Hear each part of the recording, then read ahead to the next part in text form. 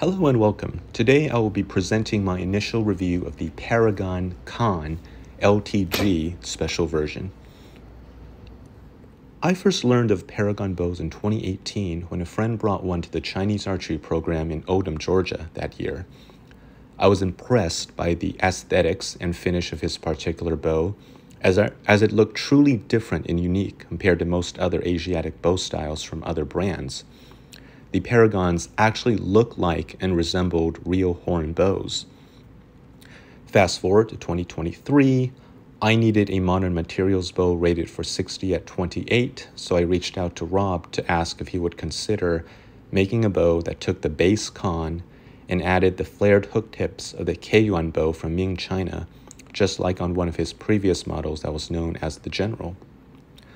I felt that the Khan had all of the bow design elements that made it qualify for a reasonable modern interpretation of the Kaiyuan as depicted in period manuals: small to medium size, long double bent ears, a convex egg-shaped handle, so it just needed the stylistic flared hook nocks, some mini string bridges, and some Sino-themed choices in color for it to be a Kaiyuan-style bow. I should note that the other specs for this particular bow would be the same as on a standard Khan model. The full length unstrung is 52.5 inches, length of string is 45 inches, the absolute max draw is 32 inches. Let's talk for a moment about stringing the bow. I prefer the waist cable method of stringing bows, especially for higher weight bows and or high-stress designs. This method of stringing the bow is historical and universal across Eurasia. In Chinese, it is known as a yaoban. In Turkish, it is called a kemend.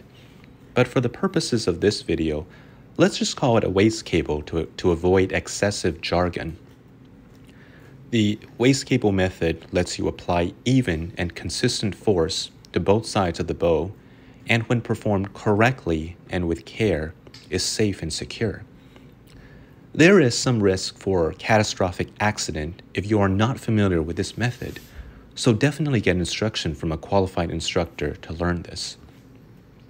Nevertheless, I think this is a fantastic way to string your bow if you do not have help from a second person, as the cable is a tool allowing you to brace the bow with your legs and body, while allowing your hands to be free to place the string into the notches.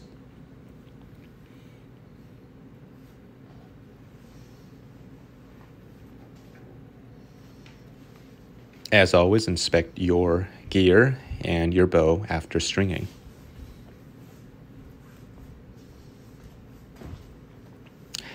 And while we're at it, let me show you how I use the waist cable to unstring the bow.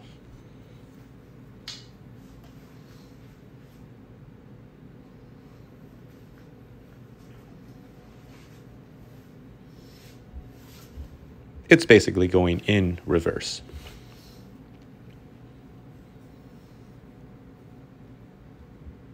Again, even and consistent force is being leveraged here to gently embrace the bow back into a resting state, and to do so with absolute care and consciousness of what you are performing at the moment.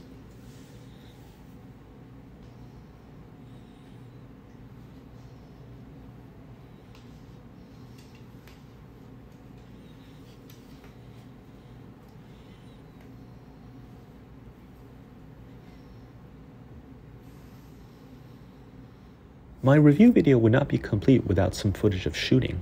I am a practitioner of Ming Chinese archery in the Gaoying style, a form of military archery from 1637.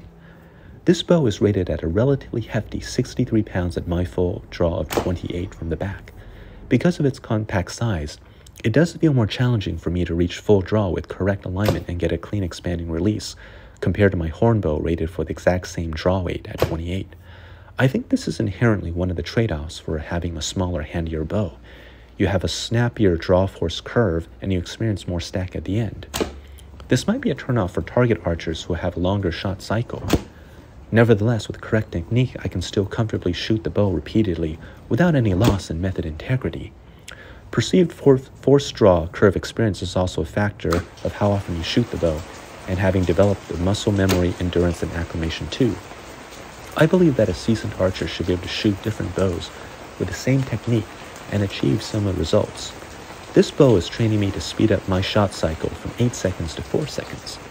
And this is not snap shooting by any means, as the Kaiyuan style actually espouses drawing briskly, so you have both time and strength preserved for the release. There is no hand shock when using correctly weighted arrows.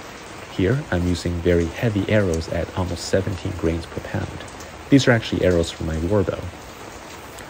The manual actually mandates a minimum of 12 to 13 grains per pound, which makes sense as this is a long ear bow, and for the sake of longevity and safety of the bow. I value that aspect over any arrow speed at my current skill level. The egg-shaped handle looks aesthetically pleasing and is comfortable, and there are no issues with the stationary bow hand post-release that our style of archery teaches. The draw hand releases, and the bow hand does not react, but is fully aware. However, if you do practice a style that incorporates katra, or painting the ground, this handle shape is said to help facilitate that action.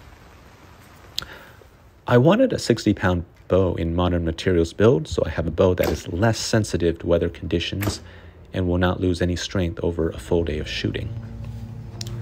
The bow looks fantastic at full draw, and I really enjoy owning and shooting it.